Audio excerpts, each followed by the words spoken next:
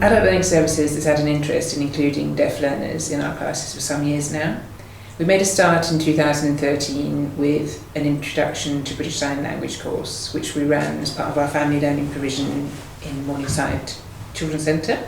And this was really popular, and it highlighted to us a real significant need. And there are about 80 parents in Hackney who have got deaf children, and approximately 500 residents in the borough who are registered with the council who are deaf. So, based on this need, we applied for funding from the Equality Challenge Unit for this project, which we launched in January this year. The aim of the project was to train 10 deaf awareness ambassadors in British Sign Language Level 1, and for them to recruit and support deaf and hearing learners in the classroom in a range of classes. I'm godmother to a 4-year-old deaf child. He can actually speak, he can hear with hearing aids, and we'd done an introduction to sign language before. And so when we heard about this course, it was just another way to sort of understand sign language more. And then I like the idea of going out into the community and using it to engage with other people as well. I've done a lot of sort of volunteer work in the past, mainly sports-based, but I quite like sort of going out and meeting people as well. I have a 4-year-old, my son, well, it's my son. So yeah, no, he talks orally. I got him into an oral school, but BSL sort of is something that I want to do as well, because for him to integrate with all deaf people, certain deaf people refuse to speak, will only do sign language. There's other deaf people that refuse to wear hearing aids or get cochlear implants because they believe that they were born this way, so they shouldn't enhance it in any way. So for him, if he wants to sort of meet all types of deaf people, he's going to need to do the sign language as well. A lot of information is still there from the beginners course that we did, and it's all just sort of coming back. But I think as long as I've got sign language, the basics down, then I like sort of helping people, but I think that the foundation needs to be there first. I was curious about BSL. I was planning to take up a course anyway, and then the opportunity arose to try and help in the community, so I thought I'd give it a go. I wouldn't say I'm confident at the moment. I've only done one class so far, but I'm hoping by the end of the course I can really assist and help. I really want to get fully up on the sign language, because I am the treasurer for the Hackney Deaf Children's Society. All our children are oral speaking at the moment. We've just sort of started to launch it, starting to do events. So later on we want to start getting more and more people in, and there will be signing people at that point as well. So it'd be nice to be able to do it, rather than paying for an interpreter to come along to our events, which takes our funding away from us as well. There are going to be a lot of issues that you wouldn't probably expect people to have with deafness. So I'm interested in seeing how we're going to overcome them, and generally how to communicate more clearly with them, especially relating to the subjects, whether that's pottery or sewing or cooking. So that's what I'm looking forward to learning and getting from it. I think it's really easy to look at something from the outside and say people need to learn this or people need to learn that, but until you've met different people in the community and seeing what their needs are and what their sort of day-to-day issues are, you can't really prioritise. And so I think it's going to be quite interesting to realise what they are and then set something in motion to sort of help deal with everything and realise different people's skills and what everyone can bring to the table. I'm an architecture student at the moment. I'm hoping that I can kind of cut out the middleman in terms of the interpreter and actually give people like a more direct service. Everyone needs housing or building to be designed, so if I can get a fuller understanding of the client and what they need, this would be perfect. I'd quite like either to maybe do something with sport or with music. So when I've played in football teams before, for example, we've played a deaf team, and it's been really interesting to play a team that can't hear, but they just ran us ragged because they were so aware of where we were on the pitch. So I think to go out and to use this to then do something with music or with sport, I think I'd be quite interested in doing. So it's just, I guess it's just opened up a whole new world that I sort of feel like we're just on the periphery of, really. But BSL really is where hearing people speak is a spoken language. Ours is a sign language, so it's exactly the same as English speaking. So Americans, they speak American, but they have ASL as their own language. The French have FSL. I mean, everybody uses sign language in our community, but we write English, but sign language is completely different. It takes about 34 to 36 weeks, and then you get a certificate for level 1. But that is very basic. But you can communicate basically with deaf people. But at first, it's very difficult for them all to come in, but they've improved. Level 1, you can't really communicate with a deaf person on an extensive level. So I mean, like when you learn English and you have somebody that can't speak English, I mean, you wouldn't accept that. So I mean, it's exactly the same with a deaf person. So it needs to be a higher level. I mean, it's going to take quite a while. It's a big, long path. I mean, deaf and hearing people just can't just merge. Not quickly. Maybe working together as a team, yeah, it will improve that. Yeah, having a visual aid obviously is fantastic, but communication. But if you're showing them, yeah, fine, absolutely, that's fine as a merger. Brilliant idea.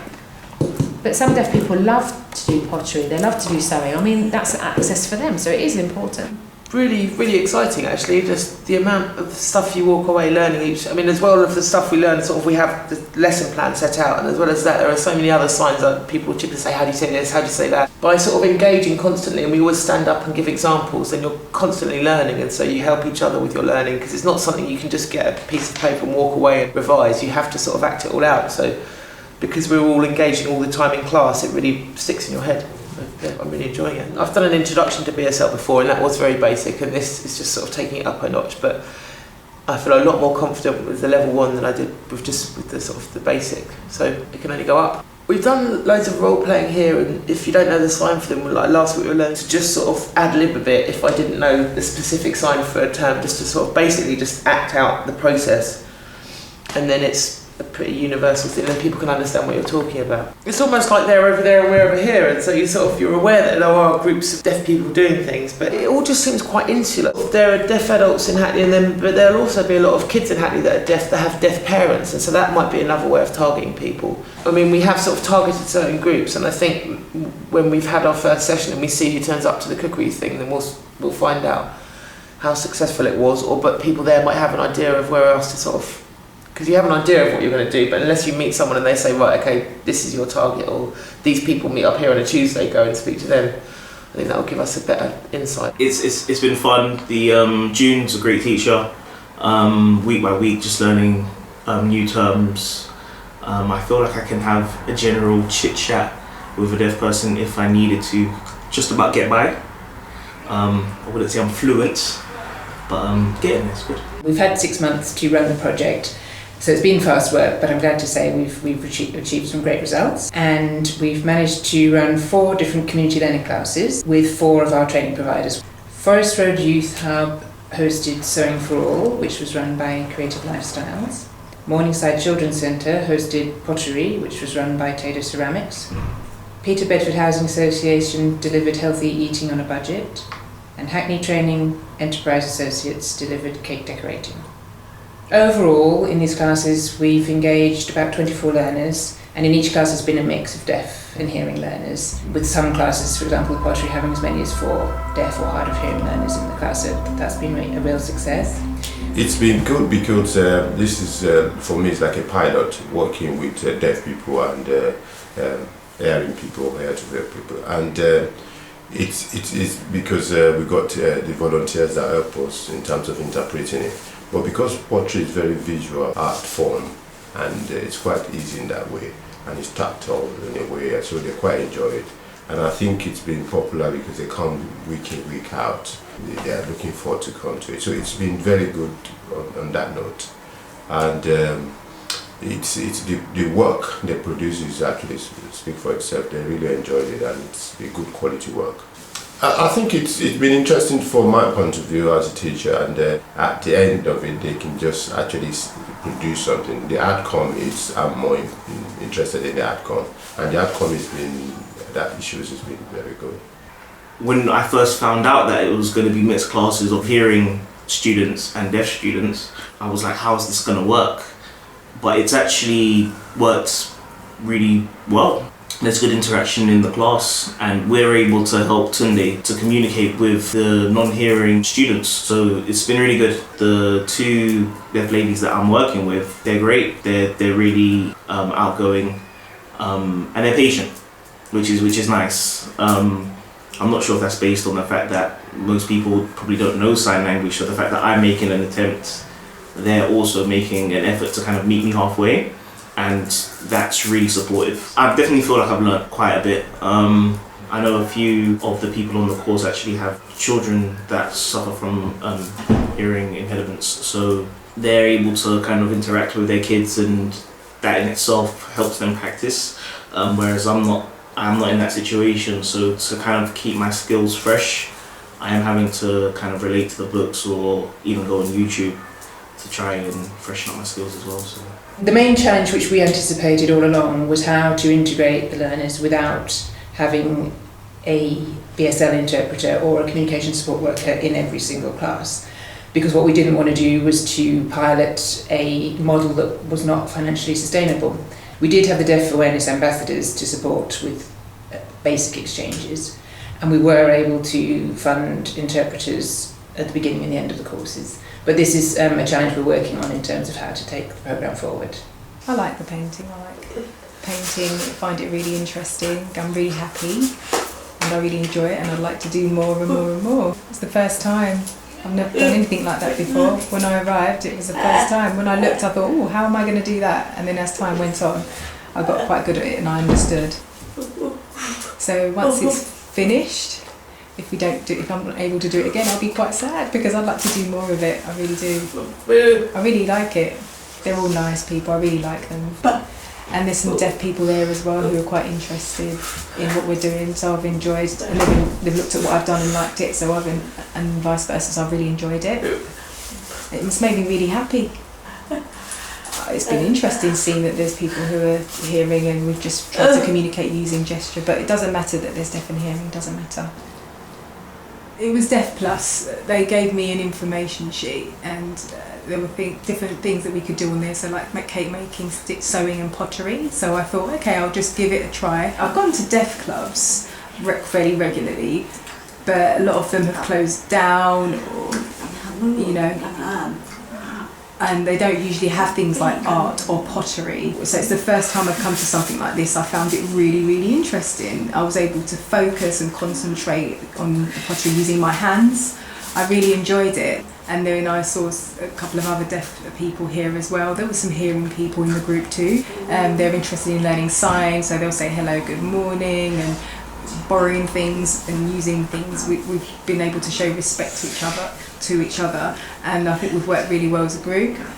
So, you know, sometimes it's always deaf people in their own group and hearing people in their own group. So it's been really nice to be amongst deaf and hearing people, and for us to all mix. It's been very, very good. So thank you. I think hopefully in the future that it will carry on running again, because with a lot of deaf people, they tend to stay home. So it's really good for them to get out of being isolated and mix with other people and do things like sewing and cake making and pottery, etc. I think they'll enjoy it. With BSL, I'm good at BSL, but my English isn't very great, so some of the things that I might not understand when it comes to communication, it might be quite difficult for me. So writing English fluently, you know, it's difficult. Lip reading is quite difficult. So I wish and I hope that there's an interpreter there all the time, because that would make things much more comfortable and for me to be able to understand things better. Often, if you have to write things down, sometimes there can be mistakes without an interpreter. So I think it's important to have an interpreter to be able to explain and clarify so that you understand what's being said. I think that's better, and I'd feel much more comfortable with that.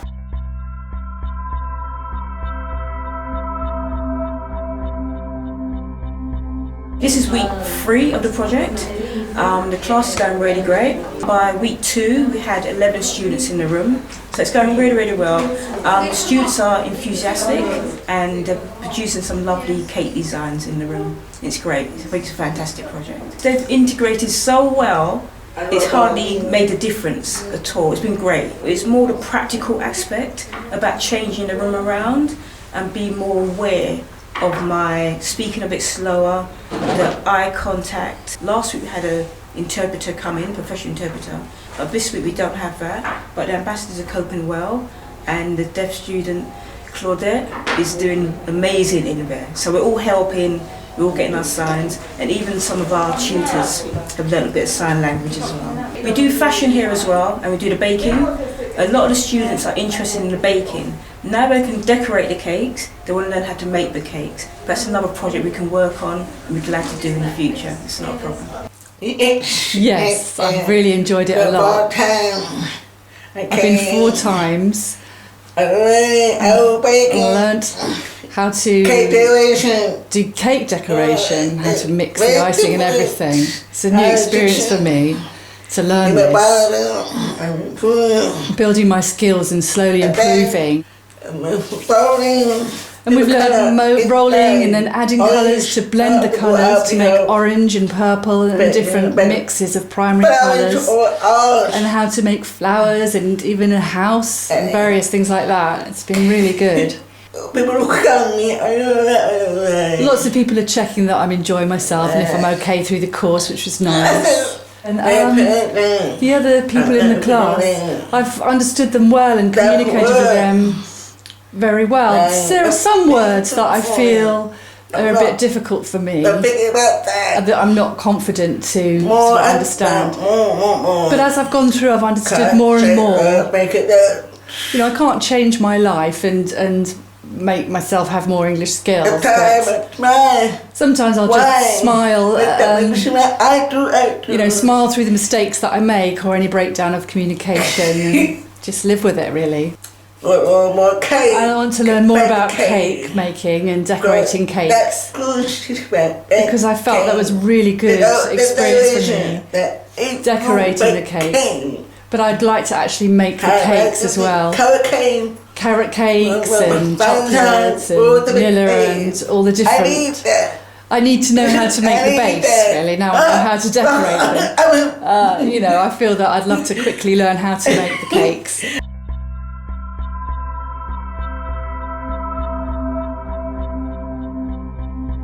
My thoughts, this project is extremely rewarding. It's a new project that's actually engaging a new client group in Peter Bedford. Because our client group is mainly learning disabilities and mental health. We don't have clients who have been profoundly deaf and individuals who can sign as well. So it has brought the organisation in a new light, and I believe it's an excellent project. It's actually challenged me as well because I have to think differently of how I communicate. For example, when I was communicating with Anthea today, I had to make sure that my back wasn't to her. She can see my facial expressions. I was using more hands work. I did ask the interpreter how to do certain words, which I followed her instructions. It is a hands-on course where there's a lot of demonstration, and that really helps people who are impartial hearing or profoundly deaf, because it's best by following instructions and actually getting them engaged throughout the duration of the programme.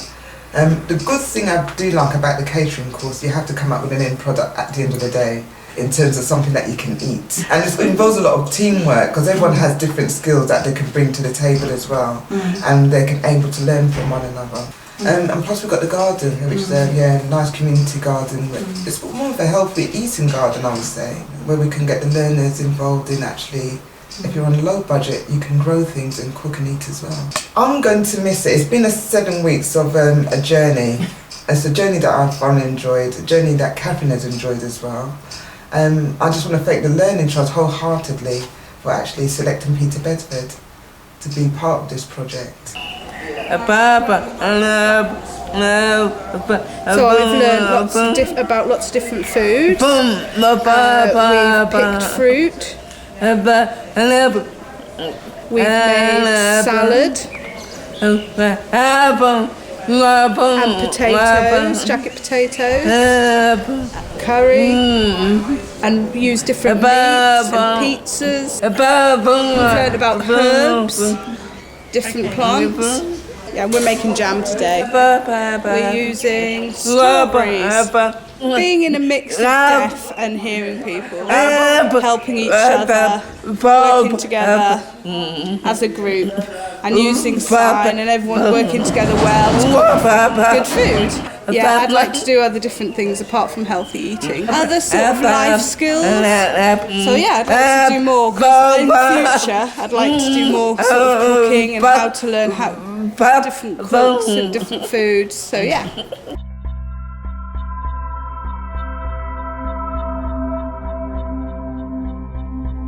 The Sewing for All project, which we Creative Lifestyle CIC have been doing, it's been a real eye-opener for me personally and as an organisation, because we've had an opportunity to work with people who we possibly wouldn't have, and it's about amalgamating together people who also probably wouldn't come across each other in their normal life.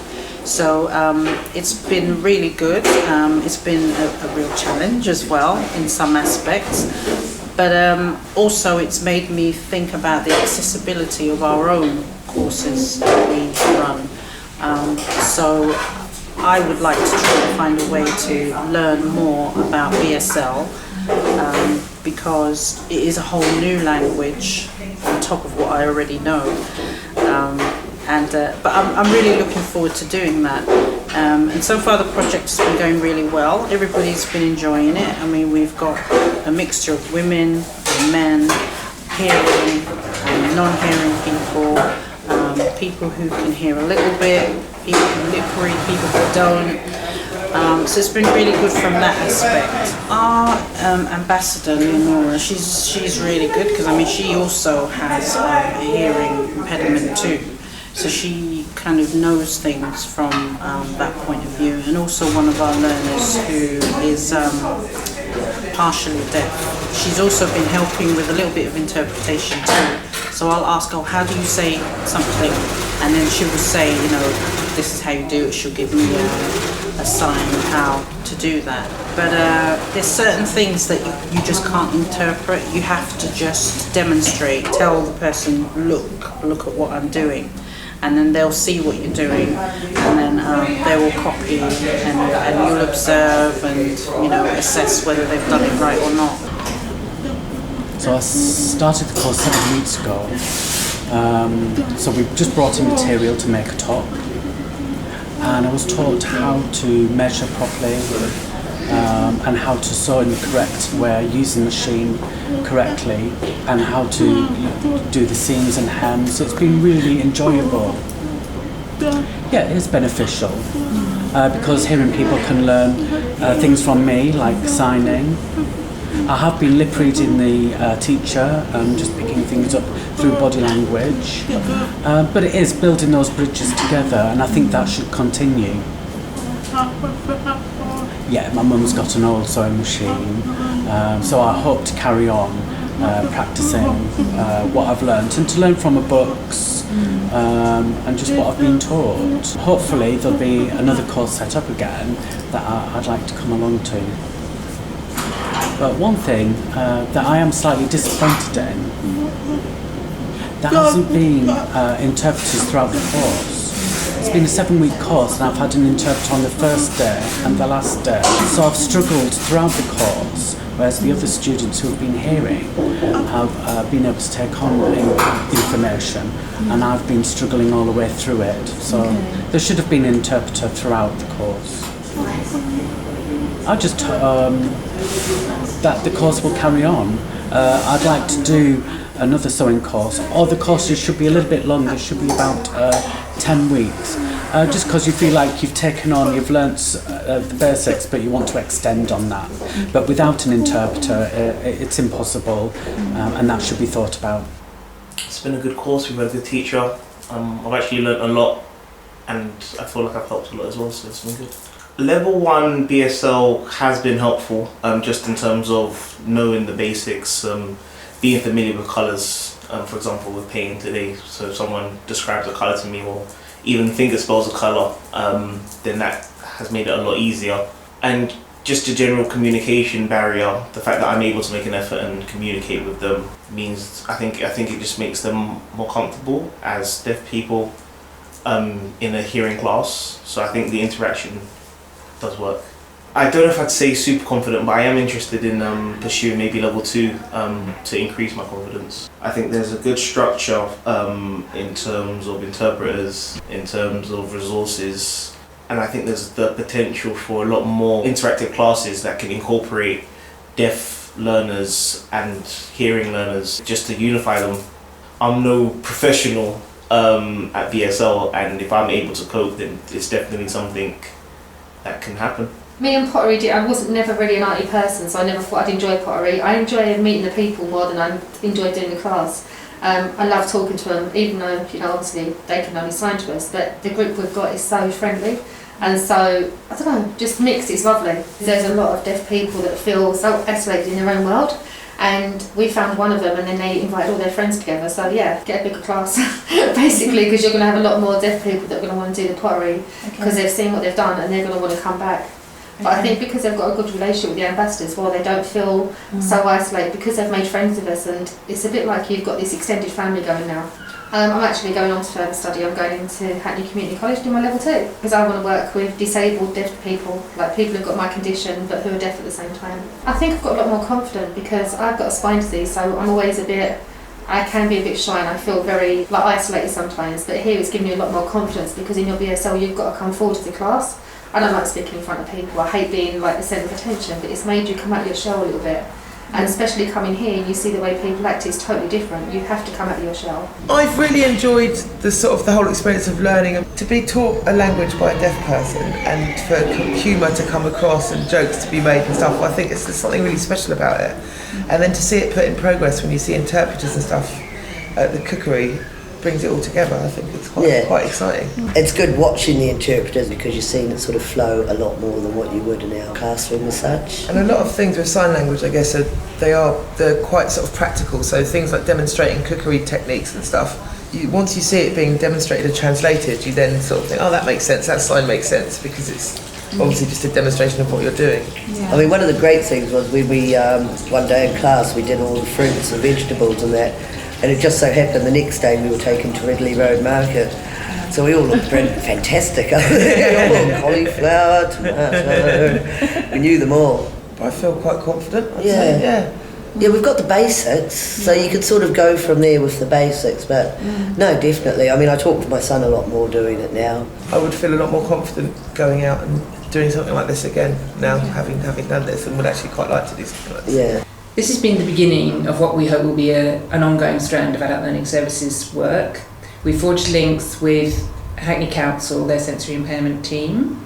We forged links with Deaf Plus and the Royal Association for the Deaf. We've approached several colleges, including City Lit, to work with them on recruiting trainee BSL interpreters and communication support workers who can support our classes in the future, to enable deaf learners to fully participate in the classes. And this is in response to some of the feedback we've had about not being able to have interpreters all the way through. We'll also continue to support deaf awareness ambassadors who want to progress onto level 2 BSL and who want to continue helping out in the classroom. And staff CPD, staff continuing professional development, is an important part of the whole endeavour as well. And we're going to be working with ambassadors and training providers to develop workshops for other tutors that we have, so that we can have accessibility for deaf and hearing learners in a whole range of classes and learning activities. And some of the learners from the pottery class have already managed to progress onto one of Tado's mainstream classes, so that's a really excellent outcome.